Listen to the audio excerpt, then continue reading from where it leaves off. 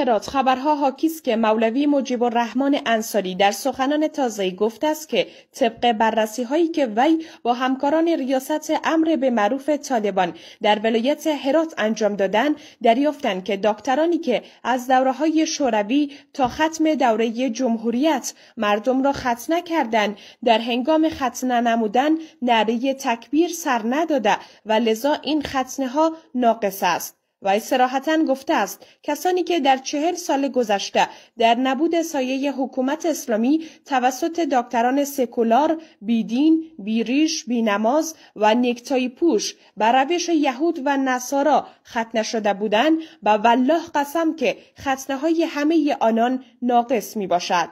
انصاری گفته است که همکنون از بزرگان امارت اسلامی می‌خواهم تا همه مردان و بچه‌هایی که در این 40 سال و زیر پرچم شوروی، امریکا و غلامان حلقه به گوششان ختنه شدند را جمع‌آوری کرده و دوباره و طریقه اسلامی ختنه نمایند.